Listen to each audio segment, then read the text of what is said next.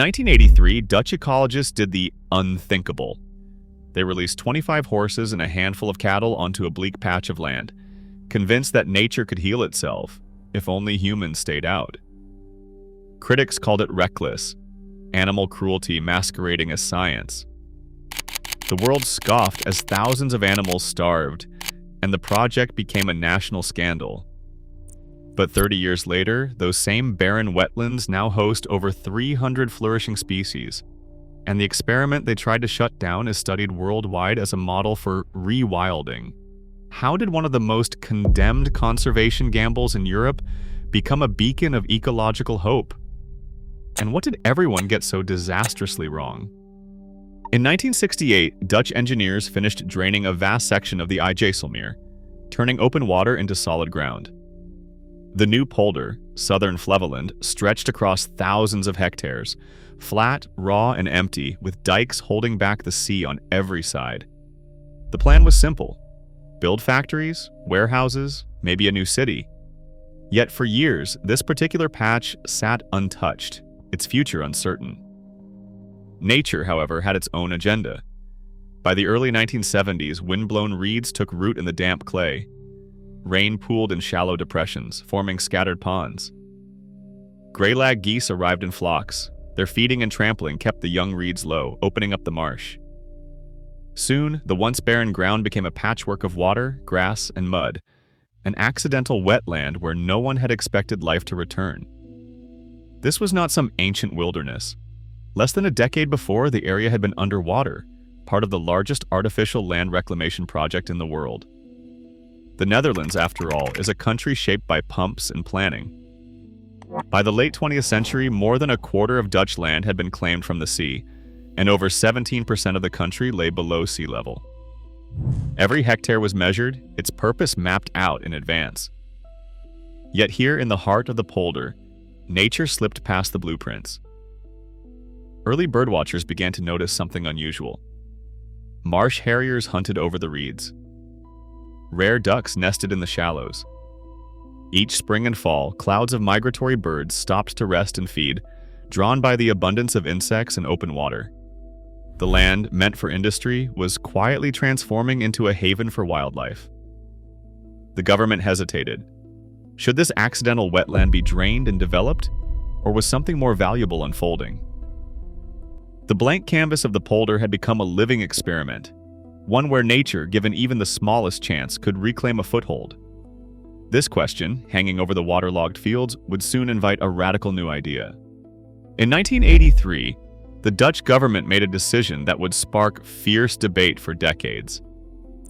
6,000 hectares of reclaimed polder land were officially designated as a nature reserve. The policy was simple, almost daring. Let natural processes unfold with as little human interference as possible. This meant no feeding, no shelter, and no rescue for animals in distress. Nature, for the first time in modern Dutch history, would be left to write its own script. At the center of this experiment stood Frans Vera, an ecologist with a theory that challenged everything most experts believed about Europe's past. Vera argued that the ancient landscape wasn't endless forest, but a shifting patchwork of woods, grasslands, and marsh, kept open by the constant grazing of wild herds. But Europe's original megafauna, the aurochs, the tarpon horse, were long extinct. Vera's solution: import their closest living relatives. Het cattle, bred in Germany to resemble the vanished aurochs, would take the place of ancient wild cattle. Konik horses, sturdy and untamed, would fill the role of the tarpon. Red deer would round out the mix, all set loose within the fenced reserve. The management plan spelled out the philosophy in blunt terms. Populations would rise and fall with the seasons. Food supply, not human hands, would determine which animals survived the winter.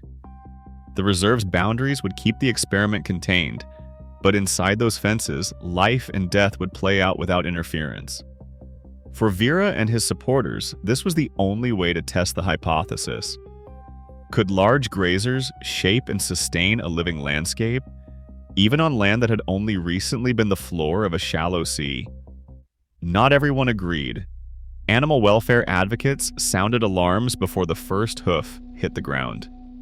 They warned that fencing off the reserve turned it into a closed system, one where animals could not migrate or escape hardship.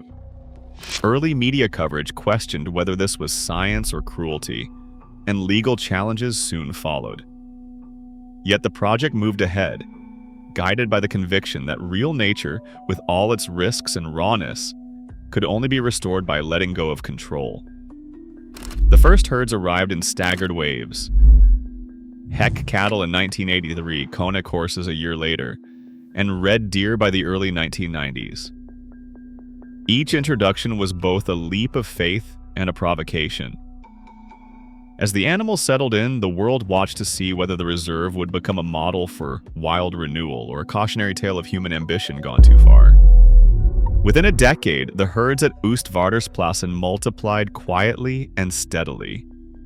The initial groups, 20-something Konik horses, a few dozen heck cattle, and red deer, found abundant grass and open space. No predators, no fences within the reserve, and mild winters allowed numbers to climb. By the early 2000s, the population of large grazers soared past 5,000.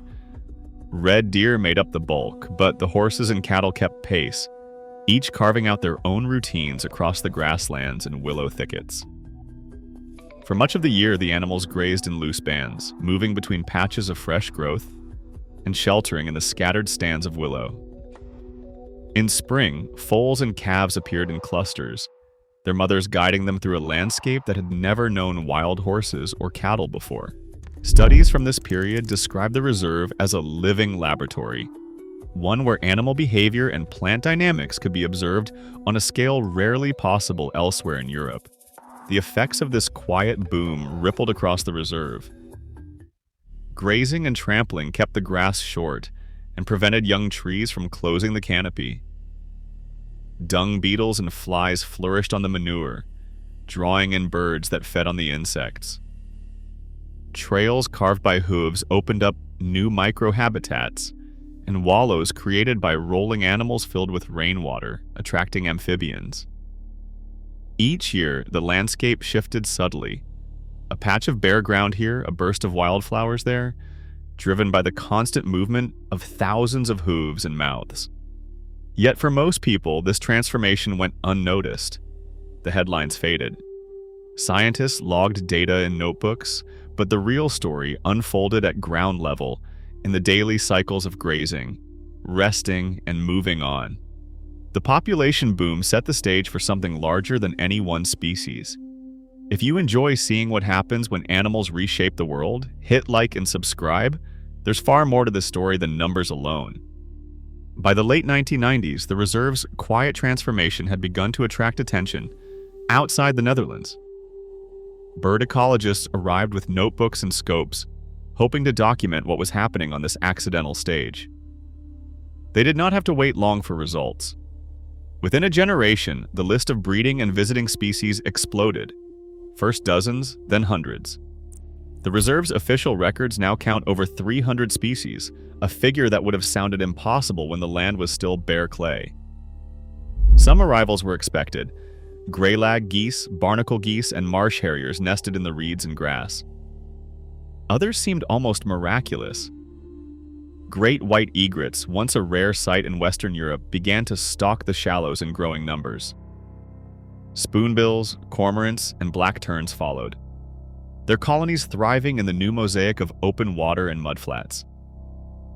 By 2006, the white-tailed eagle, gone from Dutch skies for over a century, returned and began to breed, making Oostvaardersplassen the only place in the country where these raptors raised their young.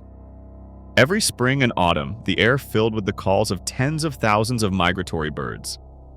The wetlands became a vital stopover on the East Atlantic Flyway, a lifeline for species traveling between Arctic tundra and African savannas. Scientists documented rare insects never before seen in the region, drawn by the abundance of dung and decaying wood. Even scavengers, from foxes to ravens, found new opportunities among the carcasses left where they fell.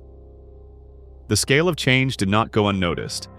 In 1989, Oostvaardersplassen was designated a Ramsar wetland of international importance. It soon joined the list of Europe's important bird areas, a recognition based on strict criteria for species numbers and habitat quality. For ecologists, the reserve became a case study in how quickly life could return, even on land that had been underwater just decades before. Yet beneath the surface of abundance, there were signs that not all was in balance. The population boom that fueled this explosion of biodiversity carried risks of its own, waiting to surface with the next hard winter. Winter in Oostvaardersplassen could turn from mild to merciless in a matter of weeks. The reserve, ringed by fences and dikes, offered no escape for its herds. When grass ran out and snow lingered, thousands of red deer, horses, and cattle faced a simple equation: survive on what little remained or perish where they stood. In 2005, the toll was staggering. Roughly 3,700 animals died within the reserve's boundaries, their bodies left where they fell. Rangers followed the policy to the letter. No feeding, no intervention, just the slow arithmetic of hunger and cold. Public reaction was immediate and fierce. Images of emaciated horses and deer, some collapsed in the open, others picked clean by scavengers, filled Dutch newspapers. Animal welfare groups called the reserve a death camp, demanding an end to what they saw as manufactured suffering. The argument spilled beyond science and policy, straight into the national conscience. Yet the cycle did not break. In 2018, another harsh winter struck. This time, more than 3,200 animals died, nearly two-thirds of the population. People arrived at the fences, tossing hay over the wire in desperate attempts to save the weakest. The fences, meant to keep the experiment contained, now became symbols of everything that was wrong. Migration, the ancient escape from famine, was impossible. Each die-off fueled outrage, forcing the country to confront the cost of letting nature run its course inside a box. The debate was no longer just about ecology. It was about ethics, responsibility, and the limits of rewilding on land that could not forget its boundaries. In 2019, the government issued a new directive. Population control would replace non-intervention as the guiding principle at Oostvaardersplassen. The culling order set a hard ceiling: no more than 1,100 large grazers inside the reserve's fences. Anything above that, whether red deer, Konik horse, or Hek cattle, would be systematically removed. Staatsbosbeheer, the state forestry service, was handed responsibility for the cull. Their managers described it as a necessary compromise, insisting it was the only way to prevent a repeat of the mass starvation that had shocked the public just a year earlier. The new protocol called for early reactive culling. Rangers would monitor the herds, targeting animals in poor condition before winter could push them past the point of no return. The process was clinical: select, shoot, remove, meant to spare the weakest from slow death by hunger.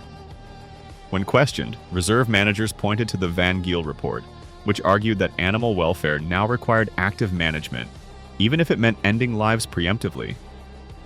The goal was to keep numbers stable, the suffering contained, and the reserve's ecological experiment alive under new terms. For the first time, emergency feeding was authorized as a last resort. If another brutal winter threatened to overwhelm the herds, hay could be distributed to keep the survivors above the threshold of starvation.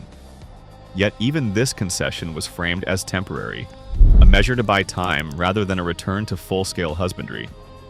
The fences stayed up, the culling continued, and the official population target, 1,100 animals, became the new normal. Some called it a betrayal of the original vision. Others saw it as overdue accountability. The debate, once about wildness and natural process, now centered on how much intervention was too much or too little. Oostvaardersplassen didn't just change a patch of Dutch polder, it sent ripples across Europe. Within a decade, the reserve drew birdwatchers, school groups, and ecotourists by the busload. Visitor numbers climbed into the hundreds of thousands each year, turning the wetlands into a regional economic engine. Local hotels and restaurants flourished, and birdwatching festivals became annual fixtures. But the impact stretched far beyond tourism.